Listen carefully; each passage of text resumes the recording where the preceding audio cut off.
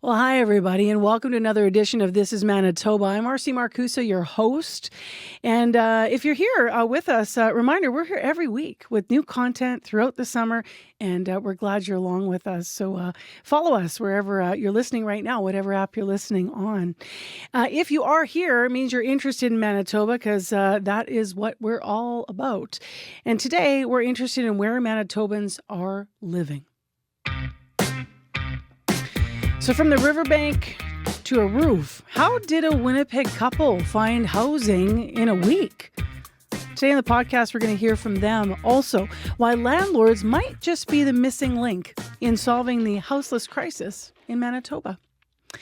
So today we have a special opportunity to meet this couple that I mentioned because we were invited to talk to them just ahead of a very special moving day. Their names are Moar and Kadin McCron. Their move into a transitional housing apartment block is particularly significant because they have been living in Winnipeg for many months houseless. They've been going from encampment to encampment.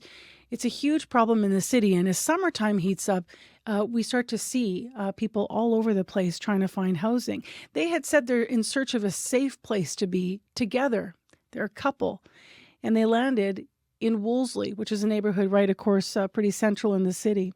We've been taking a pretty deep look at the unhoused in our city this summer because affordable options are lacking. The mayor has said there's just not enough space.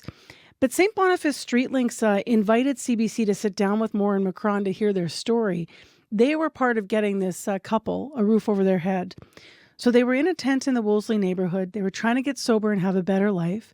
They shared with me when I sat down with them that they fell in love about 1.5 years ago. And when I was talking with them, they were holding hands the whole time. And Anna was just gazing at Kadin. Anna has a lot of health problems. Right now she's got a broken hip that's really degenerating. And she also was wheeled into the room by Kadin because she's in a wheelchair right now. Imagine having that and sleeping on the ground. Also, want to mention some of their backgrounds. Anna's originally from Lake St. Martin. She grew up in Winnipeg. Kadin is actually Native American. He was born in Edmonton, though, and he is a self-described army brat. He's lived in Manitoba. He's also grew up in Cold Lake, Alberta as well for a time. He has been struggling with addiction since he was 11 years old. He's been here in Winnipeg for the past 7 years. So this couple's now in their 30s and about to make this big move. And as you're about to hear, there's a lot at stake with making it successful. I met with them at the Street Links Emergency Shelter on St. Mary's Road in Winnipeg's St. Vital neighborhood. Where did you meet, Anna? I used to live on top of Kadin. I used to live on the main second floor. Yep. Of a space in Winnipeg, like an apartment or a house, and I rented out the top floor, and that's how we met. What do you love about being together? Well, last year was pretty rough year for us because there was a lot of drugs and alcohol involved and everything, so it was kind of chaotic and everything, but as I was falling down and everything and that, she stuck by my side, and eventually, because my fallout, it kind of cost us to lose our house and everything, and that's when we fell homeless. What kind of addictions have you guys been battling, Anna? Alcohol, meth, crack, and down. So you heard Kadin describing that it's been tough, but you were leaning on each other. Do you feel the same way about him? Yeah, I do. He was the one that made me feel happy and able to get sober. How long were you guys living in an encampment then after you got, out of your place? How long were you there? Couple months. Our encampment was just us, so we caught fortunate enough for that. And we had a couple of people that used and everything, but they were good and they were kind with us and everything. Yeah. Why was it important to you guys to find, you kept moving to find that safe space away from others that were still, struggling with addiction? Because me and Kadin are expecting a baby, and we didn't want to be around people like that because we kept getting attacked and stuff. Attacked how, Anna? Like, people kept fighting with us and stuff over trying to get us to shoot them up and stuff. So there was just that pressure around you with people who were still in the throes of their addiction. Yeah, and we're kind people. Like, we like to give hospitality to people, whoever we come across. We have met a lot of people that are using drugs, but they're good people. And I do hope they can find a change around their lives. You didn't need to be around the drugs. Yeah, and that's what was our goal, is try to get as far away from the drugs and the drug users as possible, so that way we can battle ourselves through the addiction and battle ourselves through our problems and try and make a change. Lots to deal with. How far along are you? How pregnant are you? I'm about 19 weeks. Do you know what you're having? No clue yet, but we're guessing maybe a girl. I'd be happy. Yeah. Yeah. I want a girl. Is it right, Anna, that you also live? You were sharing with me. You live with some challenges with your health. People see you sitting, but they may not know that you use a walker and a wheelchair to help out. Yeah. I have a broken hip, and I'm going for surgery soon to get a new hip put in, so I'm going to be stuck in a wheelchair for a while again. What other kinds of challenges affect your walking and mobility? My brain. I have some brain tumors in my head, and they affect my mobility. My brain and body don't work together anymore. What are your histories before you started sharing what your lives were like, where you met and your house and such, and then the most recent year, but where are you from, in so much as you want to share what. I'm a military brat, so it's like it has been a couple of places, but I ended up in Cold Lake, and growing up, it looked like a normal house and everything, but with severe alcoholism, which is very common in military, and that it made it rough. There was a lot of neglection, even though they did what they could, but they couldn't parent properly, especially with the alcoholism in there. And how about for you, Anna? Where are you from originally? I'm from Winnipeg. Yeah. Yeah. I got caught in a sex ring when I was young. I got kidnapped and held in the basement for 3 years. And you're 33 now. How old were you when you were going through that experience? I was 12. Yeah. So here you guys are. Friday's a special day. Why is that, Anna? We get to move into a new place. What are you feeling about it? I can see your face light up. Happy. I'm happy. We get to start a new life. How long have you been here at this place? You were in the encampment, you said, for a number of months, and then moved along, and then right from there you came here where we're sitting on to this facility, right? So how did that happen, and how'd you get here? We met a guy. I'm gonna remain his name anonymous, just for privacy reasons. But when we got to the cabin along Wolseley, we stayed there. We had a little bad beginning between me and him, but then eventually, over time, he decided to sit there and ask and hear us out. He mentioned Street Links here. I'm still actually bamboozled about it, but the very same day we got a hold of them, they came and visited us. That very same day, we went back to the encampment, cleaned out our encampment, and we were here. Before, when you were living in the encampment, we hear a lot about when folks are in encampments and they people will visit and try to help out, and there's different outreach and lots of well-meaning people. Were there people that visited and tried to?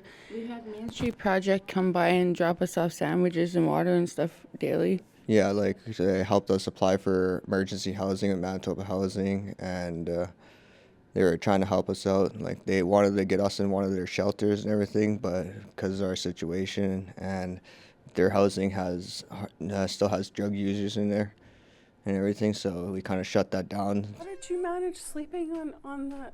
Where were you, in a tent, or did you guys tarp? We were in a tent. How did you manage? Like, you're pregnant and Kadin got a bunch of. He would pretty much put all the blankets and stuff underneath me. Yeah. So what Kadin said, his word was bamboozled, and I get, what a good word, right? Because of how fast all this is coming together for you guys. What were you thinking when this connection was made and you ended up here, and now you're looking at somewhere more permanent? I was surprised. It happened so fast. I wasn't expecting it. That's for sure. There's the place that you're going is going to be interim place with supports, like there's 24/7 security. I think no one's allowed in the building. I hope I have all the rules right. And there's different supports on site. When you think about what you guys need, does that sound like a good thing, or what else might you need to succeed? That's a good thing. We're happy about it. Like, I used to live in that building before, but it was pretty bad. But now, they redid it and everything, and I think it's going to be okay. What I think is most important is, like, one of the steps is definitely housing for sure. They also is the connections that they have, because with her, she's connected with the prenatal place that's right across the street from here. So we got that now, and like, they're helping us get connections. They're also helping me get on EIA welfare, so that way I got something coming in to help assist until I can get back on my feet with work and everything. So it's interesting because I hadn't asked about the health piece. So what's the prenatal care been like for you? It's good. Yeah, I got a midwife that comes to see me. So when you close your eyes and you imagine yourselves like a year from now, what do you see? Having our own family, and hopefully my hip is better and stuff. What do you see, Kadin? Being able to get back on my feet, go back to work, and raise a family, and hopefully find a place outside the city. So that was Anna Moar and Kadin McCron in a conversation I had with them about how they went from living in a Winnipeg encampment on a riverbank into transitional housing from St. Boniface Street Links. In case you're wondering, that move was August 1st, 2025, so right when you might be listening, and we will certainly follow up with them. I'm Marcy Markusa. This is Manitoba, your weekly podcast here. We're here all through the summer looking at all things affecting Manitobans. Let's continue talking about housing, because one of the places that, or the place rather, that Anna and Kadin are moving is a place that is a landlord that made a deal with Street Links and has now created the block into transitional housing. So are landlords part of the piece here? How big of a part of the piece are they in helping with getting space open for people to live? Well, the founder and CEO of Pathways Housing First Institute, who was responsible for creating the very first model of Housing First in 1992, spoke with us. His name is Sam Simbaris, and he suggested it is time that across Canada and here in Manitoba, we think of landlords as part of the solution. Both the private landlords and the social housing landlords are essential to ending short-term homelessness quickly. Because what we don't see when we take someone off the street, we can take 100 people off the streets of Winnipeg today, but in 2 months, another 100 people will fall into homelessness. So that what I would like to make clear is that homelessness is not a static number. It's not a pool of people that exists today. For the people that are literally on the streets, those in the encampments, be represented to landlords with sufficient, rent subsidy, first month's security, first month's rent, a guarantee of support for the tenant once they move in is also essential, so that the landlord is willing to take the risk to house someone without a credit history and coming in with that difficult background. Avrom Charach is my next guest, spokesperson for the Manitoba Professional Property Managers Association. Good morning. Good morning, Marcy. I saw you nodding your head, saying yes to something that Mr. Simbaris was saying there. So what aspect was resonating with you, understanding, landlords? So when I got the call yesterday from CBC, I mentioned that I was meeting with the mayor on a different issue on behalf of property managers. And he said, can you talk to the Minister of Housing? I said, absolutely. What are you most concerned about? I said, supports. Because about 20 years ago, when Housing First hit in Winnipeg, I was approached then as the leader of the association. We took my company that I work for, took the very first Housing First person in. They were with us for 15 years. Excellent. But they didn't need supports. What we found was after 5 p.m. on a weekday, you couldn't find support. And if people were flailing, you ended up having to treat them like any other tenant. It's like, I'm sorry, you can't live here anymore if you can't act like a person should act in a building, because you couldn't get someone to come in and help deal with their issues. Now, what are the supports we're talking about to be part of, or a bigger part of the solution to end homelessness, or even the interim solution before more places, permanent places can be built? What would landlords be looking for? What does that mean, supports? So first of all, I'm not trying to oversimplify, because I sat on the Community Advisory Board for Homelessness for almost a decade, and there's so much to this. But a lot of these homeless people have certain mental health issues that cause them to act differently than what you might call a normal person might act in a tenancy. And all they need quite often is just the right person to speak to, a social worker, whoever, to explain to them why they should act a little differently outside of their apartment unit. And that's what we were not getting. What does that mean? I don't get it. Act a little differently outside of their apartment unit? So this was not a person from Housing First, but last year we had to terminate a tenancy for an individual, and we knew they had some mental health issues. They would glare at people in the hallways, and if someone even looked at them, "What are you looking at me for?" And they'd be aggressive. Got it. And this is the kind of thing that can happen, not with everybody. But if you have something like that, and a rational individual who has a worker who can help them explain why maybe they should either go to the park to do Some that, kind of social or support. whatever. Social support to make For their sure that mental when health. they're in the hallways and the common areas or in their unit, they're not doing the kinds of things that landlords have to ask them to leave the building because of.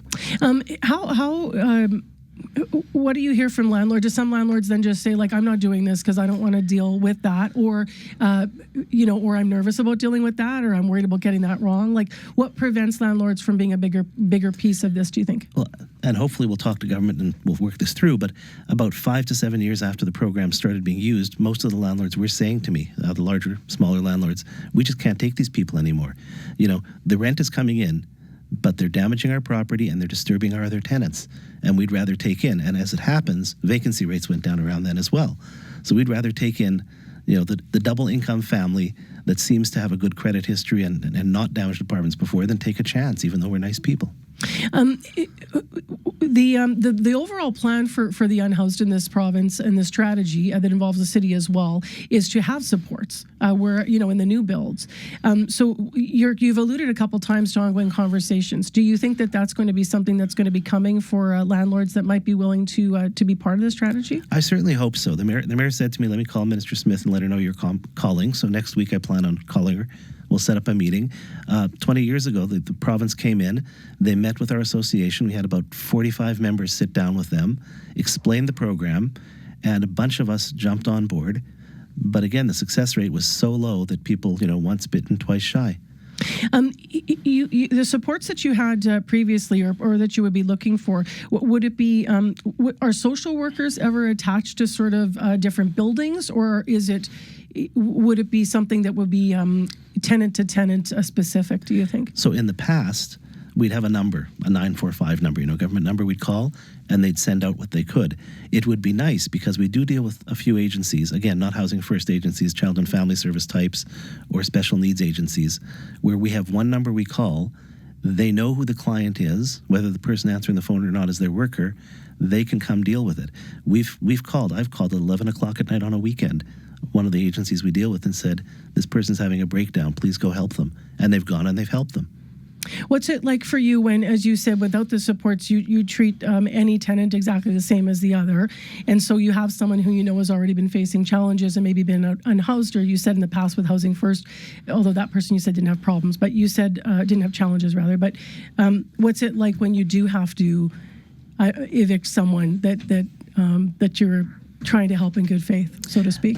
We certainly don't enjoy doing that, but we have to be concerned. The average size of building from our association is between 20 and 100 units. When you have 90 tenants who are worried about one, you have to worry about the 90. It's not that you don't care about the other person, but you have to take care of the large majority of your tenants over one person who has needs, and you're just not able to deal with it. I mean, when I started in property management 30 years ago, no one told me I was going to have to become a social worker. But a lot of property management is dealing with the people, not the property. How many unhoused people could you place, Avrom, in social housing, so to speak, this year, like if you had the right support? Well, our association represents about 79,000 units. If each one of our members, we have about 74 members, if each one of our members put 2 people in, it would be 150 easy. And 2 people is not a lot to take when you have portfolios. So we could probably house a couple or 300 if vacancy is there. And if they meet the 3 very simple criteria that we use, it's a lot less simple than this, but pay the rent, don't bother the neighbors, and don't damage the property. Do you need supports on site in terms of offices on site that might offer other kinds of programming and such? Or is that something that we haven't talked about that? That would be something for a building that's built specifically for these people. Got it. Part of this model that could work, and we used this when the Syrians came to town. We partnered again with the government, with the Syrians. We tried to put 1 or 2 per building, so you didn't end up with, and it's the not right word, but with a ghetto. You didn't end up with one building that was everybody the same. And these new immigrants were learning from the existing Canadians. These people from Housing First, the ones who need support, not the ones who simply need a leg up, a little bit of money. If they see how the other 50 or 75 tenants in the building are acting, hopefully that'll work for them. There are other solutions, though. I just gave your producer a little article on tiny homes. That might be an interesting one as well. Well, we're going to have to look at that, and we're going to have to find out how your meeting with the minister goes next week, the planned meeting. Thank you very much for being here to weigh in on this. Obviously, won't be the last time we speak. Appreciate it. Not a problem. Thank you, Marcy. That's Avrom Charach, who's the spokesperson for the Manitoba Professional Property Managers Association. Well, lots to still explore in Anna and Kadin's story, and of course in the role of landlords moving forward, and in those meetings that Avrom was planning to have, as he mentioned, with the province to see where we go from here. I'm Marcy Markusa. Thanks for being here for our podcast today, wherever you're listening from. And if you're here in Manitoba, just a reminder as well, we're here all through the summer, as I mentioned at the top, with brand new content. And so wherever you're listening, please follow us.